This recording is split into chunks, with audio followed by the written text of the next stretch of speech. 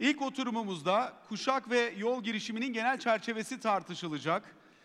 Global ekonomiye katkı, teknoloji, dönüşüm, inovasyon ve Çin ekonomisinin dünya içerisindeki rolü bu oturumdaki temel tartışma alanlarımız içerisinde yer alacak. Aynı zamanda finansman bacağı da projenin, girişimin en önemli alanlarından bir tanesi. Dolayısıyla o da bu oturumumuz içerisinde değerlendirilip yorumlanacak. Oturum moderatörümüz Brookings Institute Robert Bosch kıdemli üyesi Dr. Konstanz Stelzenmüller. Panelistlerimiz Siemens AG Yönetim Kurulu üyesi Cedric Nayke, ICBC Türkiye Yönetim Kurulu Başkanı Xian Yan Gao, HSBC Kuşak Yol Girişimi Asya Pasifik Başkanı Muhtar Hüseyin ve Beijing Otomotiv Grup Genel Müdür Yardımcısı Shen Andong olacak. Please, Dr. Stelzenmüller.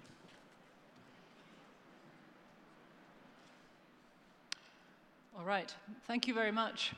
Good morning, ladies and gentlemen. My name is Constanze Stelzenmüller. I work for the Brookings Institution, as our presenter said, and he has very kindly relieved me of the responsibility of introducing this very distinguished panel of speakers, which is good because we are not just already nearly 30 minutes late, but we only have 45 minutes.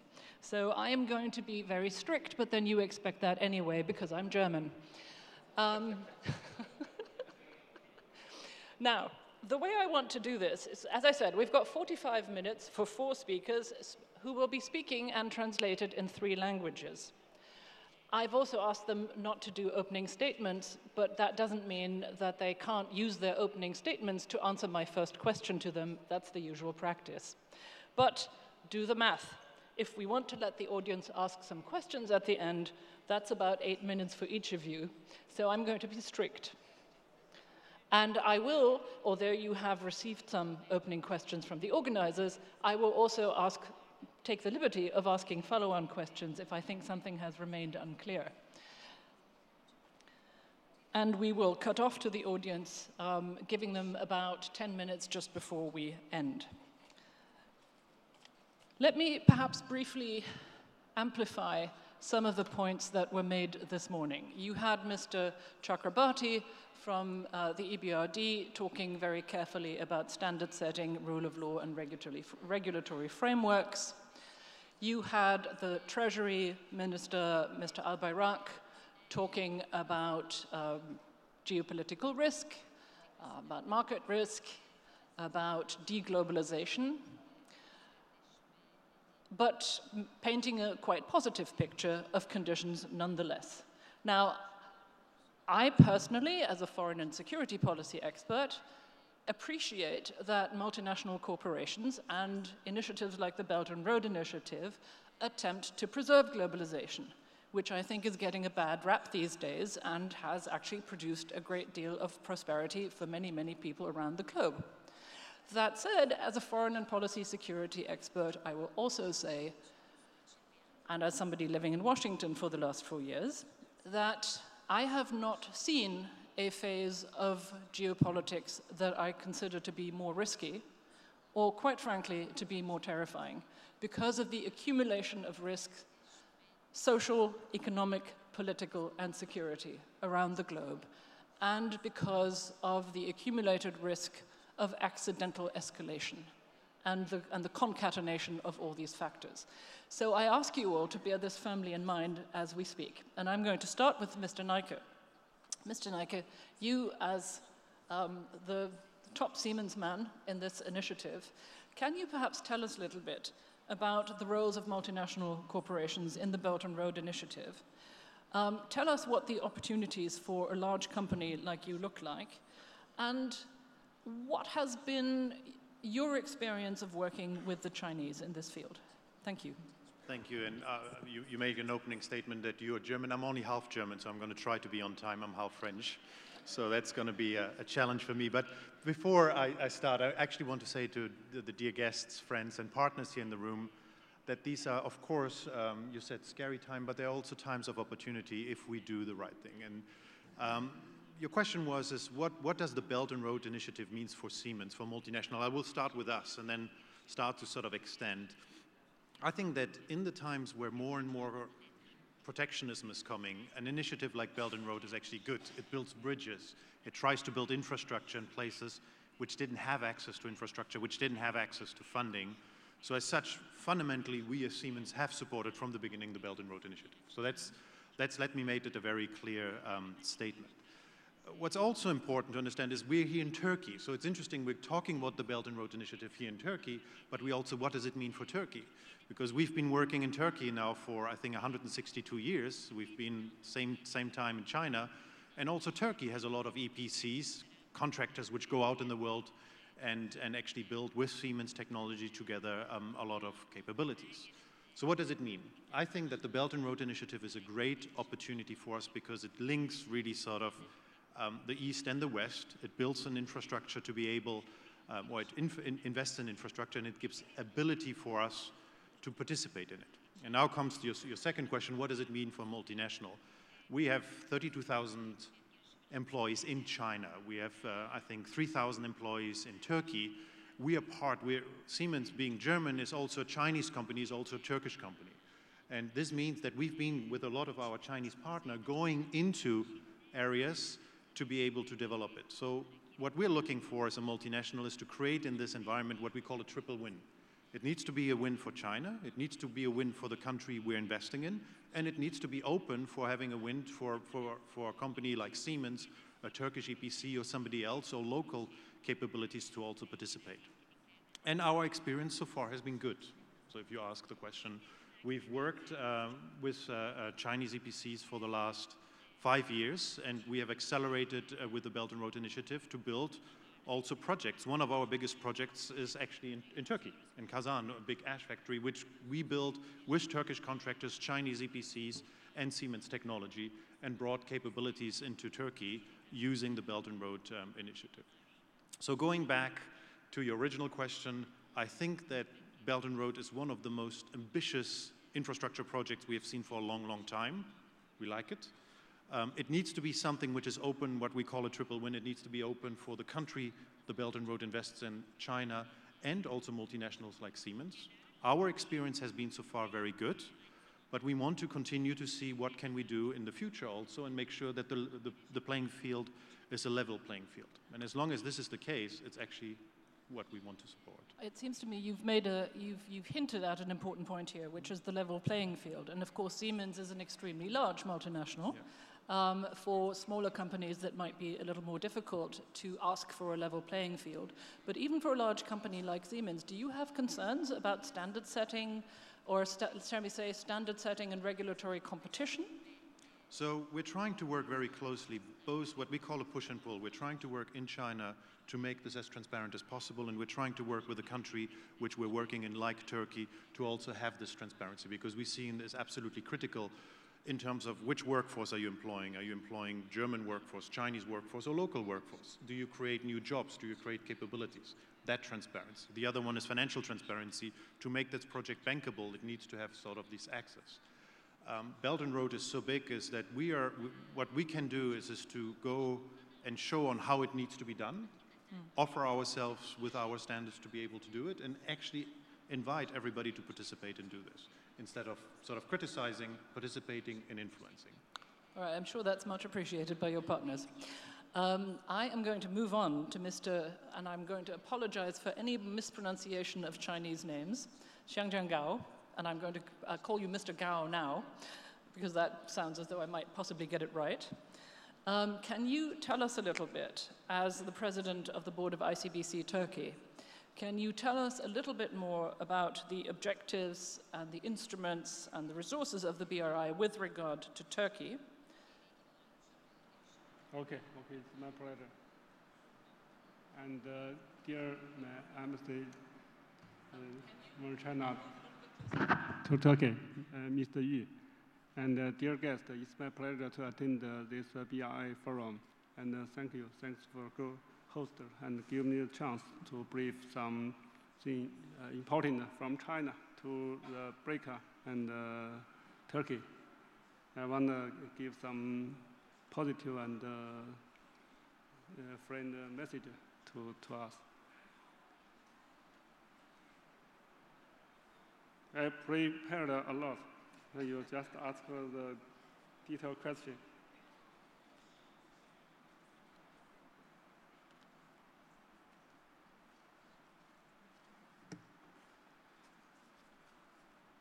Actually, we prepared the Belt Road Initiative relative to the global economy and regional countries, and especially for Turkey.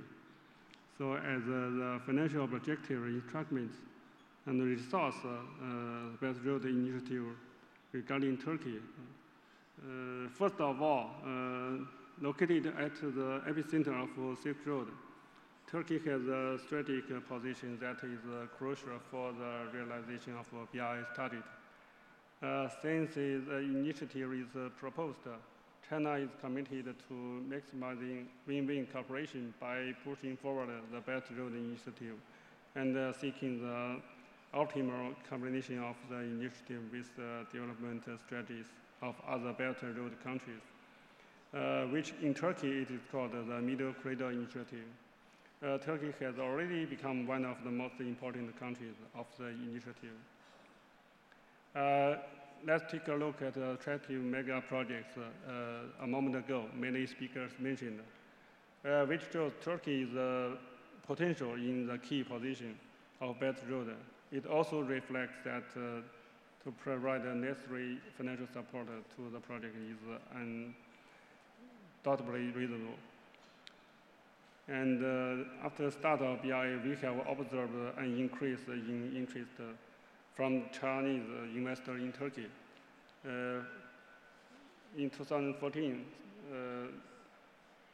state-owned Chinese company completed the second leg of Ankara-Istanbul high-speed railway with the financial assistance from China Exim Bank. In 2015, we merged with Textile Bank for $340 million US, and Bank of China followed by $300 million US green for the investment in 2017. And Chinese public shipping and logistics companies obtained a 65% share of Kunport, Turkey's third largest container terminal. Several vehicles have also been built to provide financing to projects within its scope, like Asian Investment and Infrastructure Bank started to focus on energy and transportation sectors in 2016. And China established the Silk Road Fund in 2014. As for ICBC Turkey, we are also an outstanding symbol of the financial communication between China and Turkey. Relying on the ICBC Group's global network, it can fully mobilize the resources and give play to its financial advantages. ICBC Turkey not only took part in some investments, but also will continue to support the Belt Road project and serve the local economic growth under the principle of commercial marketization. Okay. Right. Thank you very much. That was very helpful. Obviously, a very broad swath of common interests and projects. I am curious, though, as to how you, since this initiative is now 2 years old, we have seen in those 2 years global macroeconomic and political prospects darken significantly. Not just are we looking at political and security risks in the arenas in which you expect to invest and which you are already investing, we're also looking at significant financial and economic risk. How has your assessment of these risks changed within these past 2 years?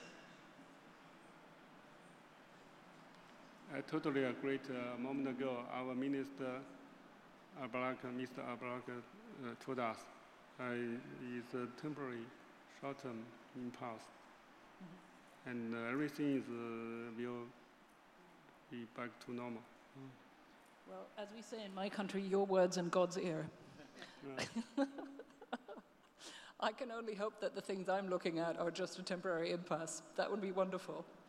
I'm going to move on to Mukhtar Hussain.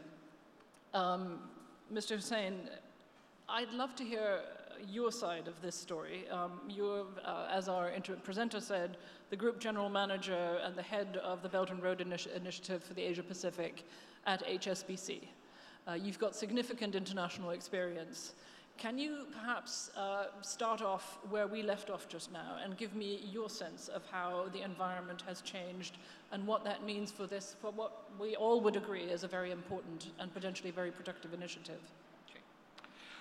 Well, let me start by saying what a very great pleasure it is to be in this beautiful city of Istanbul.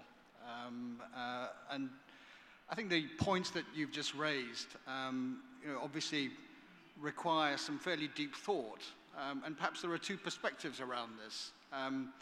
One could argue that the volatility that we see, whether that's political or economic, essentially is a sign of the times. The world is moving perhaps from a multilateralist cooperation model to perhaps a more unilateralist model where there are going to be tensions. But I have a great belief that over time, as you were saying in your opening remarks, that actually globalization has been a force for good. It's created growth, it's created employment, it's created opportunities. And I think the world would benefit from a continuity, albeit with some changes perhaps in some policies and some focus. And the Belt and Road Initiative in many ways has been described as really exactly that. It's a way of promoting economic cooperation and development. It's a way of bringing infrastructure to many parts of the world that historically have been constrained, either by finance or by capabilities or by access to markets. And I think China is to be commended really for bringing its financial capabilities to bear, bringing a vision around increased connectivity. I think the other thing, Constance, I would say is people talk a lot about infrastructure, and obviously that is a core component part of Belt and Road. But I think what's often forgotten is that there are other important elements. So trade is an important element, and trade in the Belt and Road Initiative is assumed to increase by almost $2.5 trillion over the period. What we've seen with the recent protectionist debate, what we've seen companies having to react to tariffs, is changes in the supply chain, changes in how people choose to manufacture, where they choose to trade. These things have both cause and effect. The effects actually may well be to accelerate intra-regional trade in Asia, simply because the complexities of cross-border trade are now more visible than they were ever before. The other element I would point to, Constance, is the importance of people exchanges. Whenever we've created economic unions of whatever variety, actually the people-to-people connectivity has been quite key. And so the ability of people to travel cross-border, whether they be tourists, investors, students, also brings together economic integration. It builds relationships. And I'm very much hoping that Turkey will be a beneficiary of the Belt and Road in the way that we've described. Thank you very much. I think those are all very important points. And as I couldn't agree with you more that we, in times when we have an American president apparently bent on deglobalization, it's important for the rest of us to remember what good this has brought the world. However, would you perhaps care to go into a little bit more, since we're faced with a room full of bankers and business people, to go a little more into the actual business side of this? What kinds of projects are you financing? Are you co-financing them with Chinese bank? What's that experience like? How's the information sharing?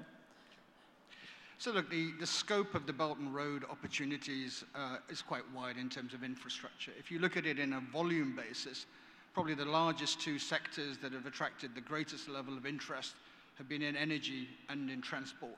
And that looks set to continue. I would remind people that it's not all hardware that is being financed, because I think the other thing that will emerge over time is digitalization, and the access to the e-economy clearly will accelerate.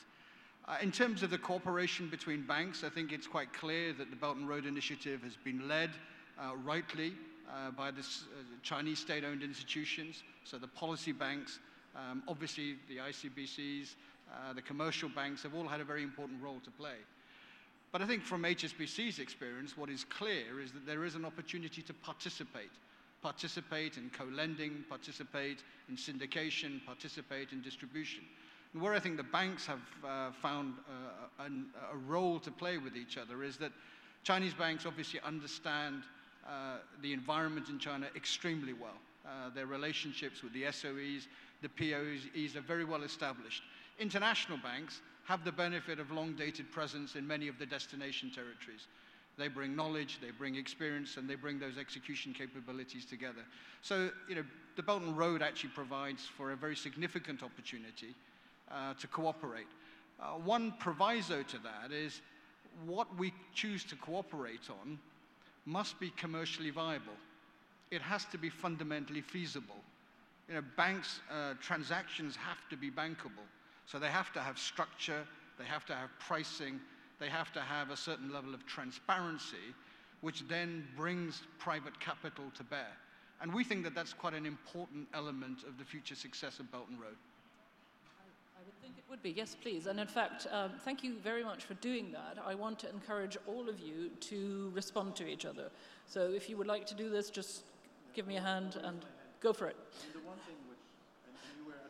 You were admiring China. China took hundreds of millions of Chinese out of poverty by building first infrastructure. We at Siemens believe that you need to build the infrastructure first before you can have trade, before you have any other sort of capability. And your question was, and we're talking about three internets. There's the internet, which as we know it, of communication, but there's the internet of energy, is connecting and enabling energy. One of the big energy projects we had, for example, was in Pakistan for 4 million Pakistani households to give access to clean and reliable energy. These are projects which were Belt and Road initiatives also co-financed. And then you have also the internet of mobility. We're in China, we're working with a Chinese mobility transport. We have our own mobility activities which we're positioning across the Belt and Road. I think when you have really sort of basic infrastructure, mobility, communication, and energy, you have the basis to really build something on top of it. And you talked about digitalization, trade, culture exchange.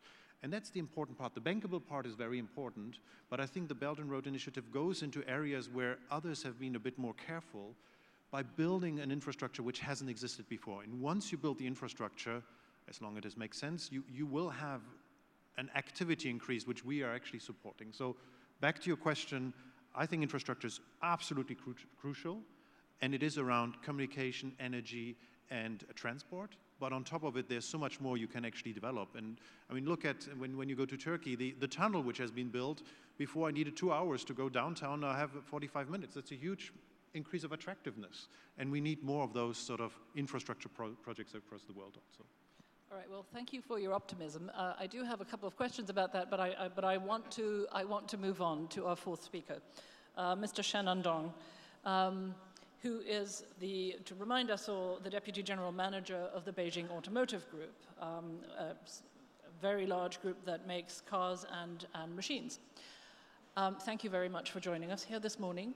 Can you please give us a little more detail from a Chinese point of view? What will be the economic impacts of BRI projects in and beyond the BRI region? Where is China heading with this? And I say this also because you are working for a country that is owned by the Chinese government. So if you could give us your ideas about that, thank you. I'd be very grateful. Thank you. 好，首先啊，非常感谢这个峰会组委会啊，给我这么一个机会。我是第一次来土耳其伊斯坦布尔，给我的印象非常好。这样呢，就是我觉得这个对于那个今天这个发言也很有意义啊，因为我觉得土耳其跟这个中国呀有很多啊相通的地方，你比如说历史悠久，这个风景美丽，这个人民友好，尤其是对经济的发展的期待，我觉得跟我们有很多这种相似的地方。那么我呢，作为这个来自中国的国有企业北京汽车集团，我们就是伴随着中国改革开放，尤其是2001年加入世贸组织以后，中国的汽车工业得到了一个飞速的发展。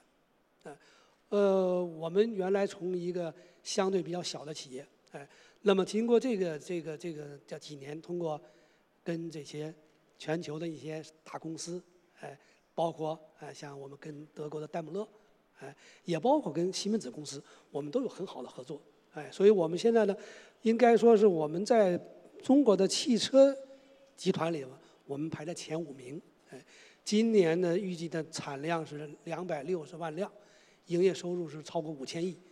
那么对这个“一带一路”的认识，我也觉得从2013年以来，我们借这个“一带一路”这个东风啊，形成了我们的国际化的战略。因为过去呢，我们还只是一个国内的一个企业，那么通过这个改革开放，通过“一带一路”我们跟戴姆勒有合作，我们跟韩国的现代公司也有合作，我们跟世界上很多知名的大企业有合作，尤其是最近5年，我们在拓展海外市场上，我们定了一个这个战略，就是沿着“一带一路”这个沿线，我们通过跟这些国家和相关的企业的深入交流、沟通，形成了很多新的这种契合点，比如说我们在俄罗斯，我们在伊朗，我们在南非，都分别建立了我们自主品牌的这个汽车厂。今年的7月24号，习近平主席还利用这个金砖5国的会议啊，在南非还专门的参加了我们这个项目的这个投产仪式。我们用了3年的时间，连着签约建设到第1台车这个下线。那么我的感觉呢，就是中国这个几年有很好的发展经济，尤其是我作为一个汽车企业的一个经营者、领导人嘛，我觉得中国的这个汽车的产能，通过跟国外的合作，我们学习和掌握了很多先进的东西，我们自身的产能也扩大得非常快，目前去年是达到年产是2900多万辆，今年呢有望呢突破3000万辆啊。那么这么大的一个巨大的产能，将来跟这些“一带一路”沿线的发达国家和发展中国家，我们如何能够形成互动，把我们的一些好的经验、一些好的做法，也把这些沿线国家一些好的资源，好的人力资源，怎么给它一个结合？所以我觉得习主席提的这个“我融通”，其中这个就是真正把这个“一带一路”聚焦说到点子上了。所以我们作为国有企业，我们在这方面我们还有是很多的工作来做。尤其是这个借这次峰会的机会，我也听到了土耳其的这个有关的政府领导、有关的企业领导介绍了一些土耳其的情况。没来之前，其实我有一个担心，我对土耳其不是很了解，但是由于这个中东好像老有一些这个活动，老有一些这种不好的声音，所以说我老觉得来这是不是有危险，我就有这个担忧。但是来了以后，我看了以后，我感觉还是不错的。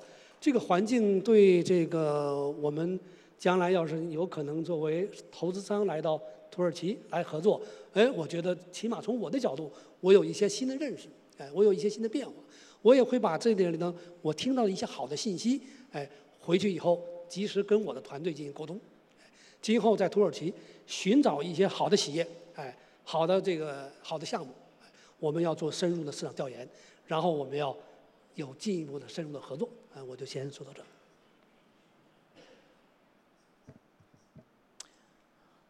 Thank you, Mr. Shen. That sounds very encouraging, and I think we all need cars. So I'm sure I can see that working very well. I will, however, turn back to Mr. Hussain, if I may, for one last point here. You mentioned the question of productivity. Projects have to be productive. In other words, as a businessman, you look at the bottom line. And of course, the BRI initiative, if you look at the list of countries involved, there are some countries with weak economies, with weak public finances, and that raises a variety of issues, particularly when you're dealing with semi-sovereign lenders and government involvement on the recipient side. How worried are you about debt sustainability as a banker? And do you think you're going to have to do lending that's a little more concessional in nature in order to perhaps escape, additional risks that might be created in a larger economic downturn, which, as we all know, is a distinct possibility? Yeah.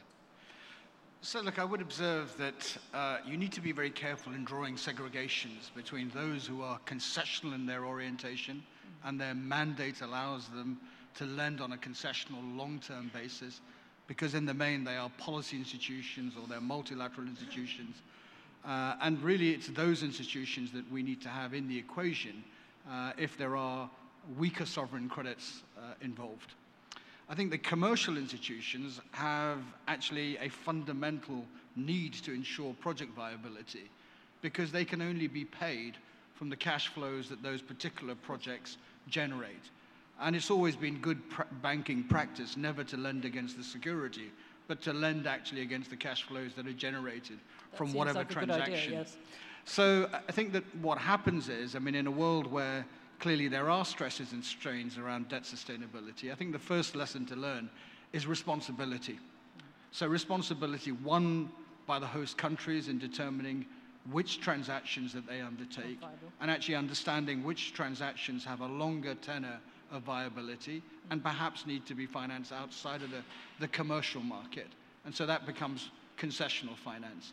Secondly, for those projects that are commercially viable, making sure that you have the right partners that are involved. So, if it's a power station or a transportation project, you want Siemens involved because they're a great company, okay? And they have a history of success. Brief advertising interlude here. Yeah. To use an analogy, you want companies who bring credibility, capability, and execution strengths to a transaction. That then allows the debt to be structured around that. And I think financial institutions like HSBC spend a long time pondering about the right risk allocation mechanisms, how to ensure that we get the right blend of finance, whether that's commercial finance. And actually, finance comes in many different forms. Everybody tends to think of finance being in the loan market. Well, actually, depending on some markets, actually, and Asia in particular, there are some very long-dated bond markets where you can actually go and raise funding.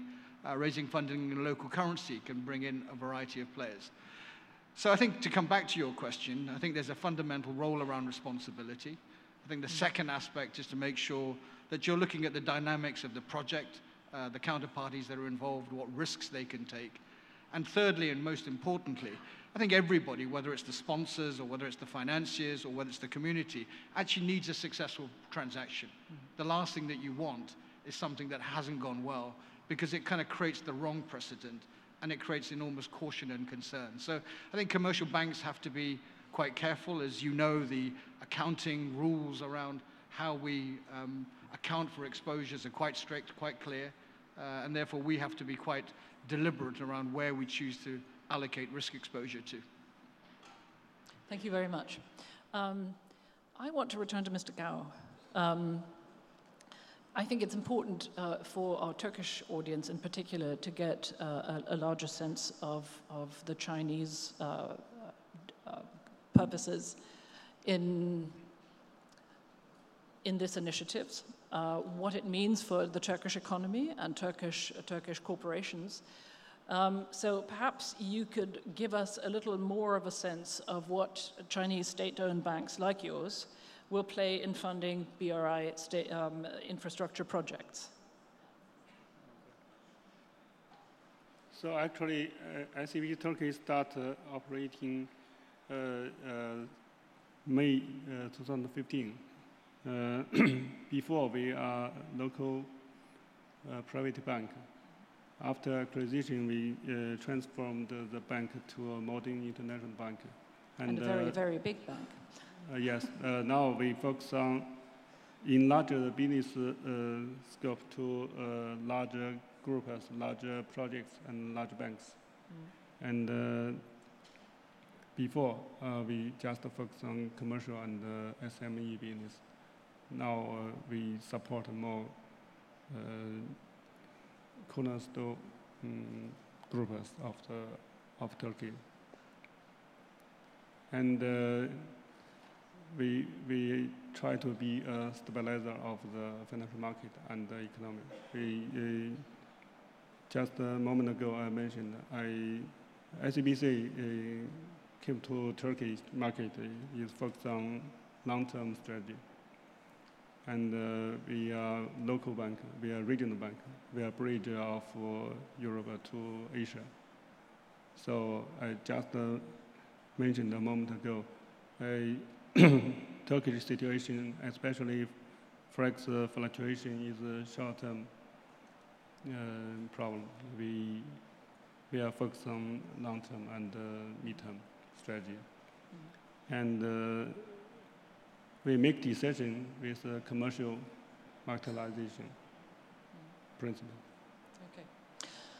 All right. I'm going to ask all my panelists whether you'd like to come in on any of that before I move to the audience. This is your chance. I would like to extend it and basically, because we talk about Turkey and we talk about Belt and Road as a one-way street, as a FDI from China into Turkey. And I think that it also, if we look at Siemens at Turkey is at the center. I mean, this is why it's great to be here between Asia and Europe, but it's also at the center to Africa. We haven't talked much about Africa, and Mr. Shen actually absolutely said that South Africa is one of the biggest markets. That's one of the markets which will benefit most from infrastructure. And we should also see is how can we use Chinese but also Turkish knowledge, capabilities, investments, EPCs to go into those markets to go forward. And I'll just give you an example. We haven't talked, and Mushta was talking about it. We look about infrastructure, but there's also a whole component of the digital aspect of the Silk Road.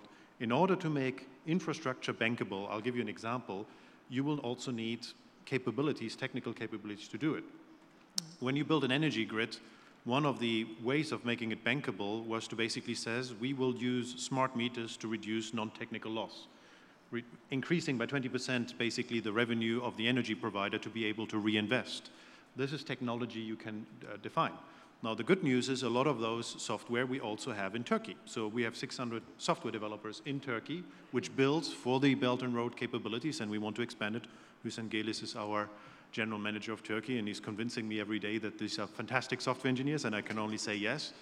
But that we take this capability to build the Belt and Road as an exchange of investment from China to Turkey, from Turkey into Africa, from Turkey also into basically back into Asia.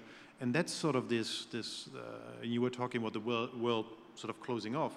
That's, I think, where the real beauty, and I'm an eternal optimist, and I see that this is critical for you, but it's something which I think we need to see. And Turkey can play an important role in the Belt and Road Initiative, not only as an inflow, but also an exporter of talent, of EPCs, and also of capabilities which will benefit and make a lot of the projects more bankable than if they would have been just financed out of Europe or the US. Please. I echo strongly what Cedric has just said. I mean, I think the critical point here is for BRI to be successful, above all, it has to be sustainable. And sustainability is a two-way street. You have to both give and receive. And I think over time, it's incredibly important that the countries that are the beneficiaries of BRI are actually able to make a material contribution. They're able to invest, co-invest, they're able to give people employment, they're able to give opportunities, which I would think actually meets the original vision of BRI that was actually first expounded in 2013. All right. Thank you very much. That's a perfect word to end this great panel debate on. Thank you to all four of you for your interventions. I have now about 7 minutes, that's less than I'd originally planned, for your questions or comments. I would like you to make yourself known, firstly, state your name and your affiliation, and to ask a brief comment or make a very brief comment. A brief question or make a brief comment. Anything? Yes, please. Over there. Microphone's running your way.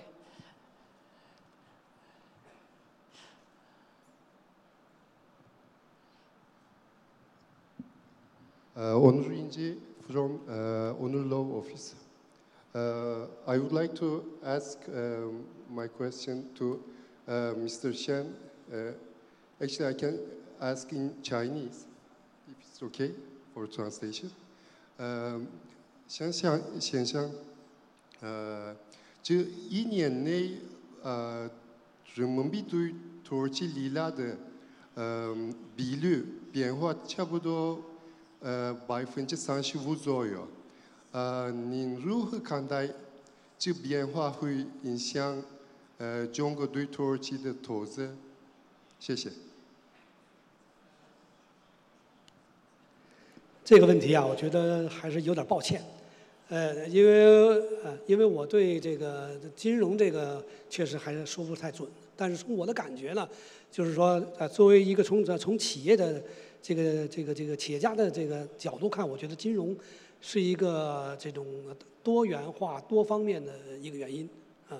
那么呢，我感觉呢，就是可能就像我刚才在介绍里是讲了，所以就是对这个土耳其所处的这个战略位置非常重要，所以周边的一些这种形势呢，对它也会有一些必然的影响。其他的我还真是说不太好，很抱歉。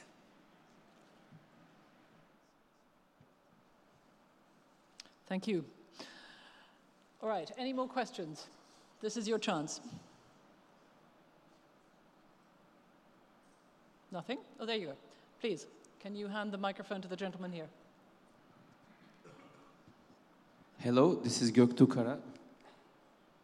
Sorry. Göktuğ Kara from the EU delegation in Ankara. It's a brief comment and a little bit of a question, let's say.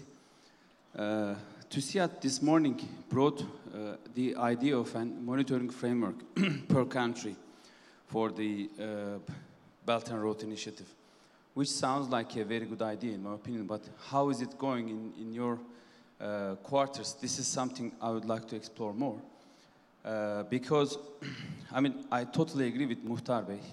He mentioned about the soft side of the trade, the soft side of the Belt and Road Initiative, and the best infrastructure you'd have will be stuck on a border, and it will lose a lot of time, value.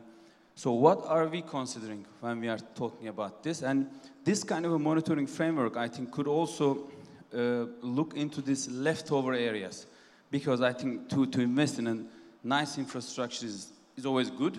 It attracts attention, it brings in investors and business persons. But I think you need to really put the puzzle in with all the pieces. Thank you. And to whom is your question directed, please? Anybody who is interested. Okay. Who would like to take this question? Well, let me have a kick-off on this. I think that, look, I mean, having an assessment framework is a fairly critical part of success, because you need to define what is it that success looks like. It has many elements. It has technical elements. It has people elements. It has social elements. And actually, I think the thing that, assessment frameworks drew is two things: transparency around what it is that you're going to measure, and actually accountability around where is the delivery against the original responsibility. And I think for BRI transactions in general, that's becoming quite an important, perhaps, feature of what we do in the future, because some of the criticisms that have been made have been around the lack of transparency or around the lack of frameworks that are there to make assessments of how these transactions have actually been undertaken. So I would strongly endorse the fact that transparency frameworks are necessary. I think what we need is a stakeholder engagement in actually identifying what is good, because it depends through which lens you look. There are many stakeholders, some social, some commercial, some financial, and we need to get a balance of all of those. Mr. Gao, would you like to add anything? I agree with his idea. Yes, as a BRI project, we focus on many dimensions of success, not just the economy.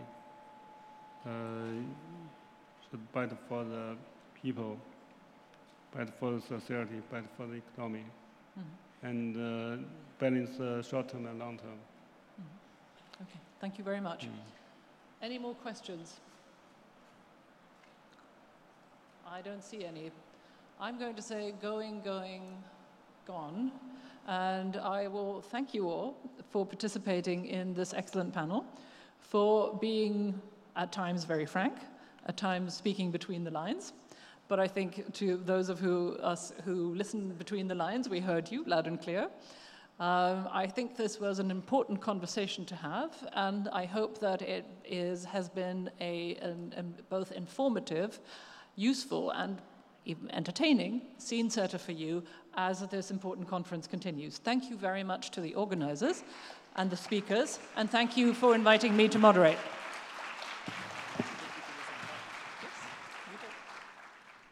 Biz de bütün panelistlerimize çok teşekkür ediyoruz katılımları için. Thank you very much for the timing also.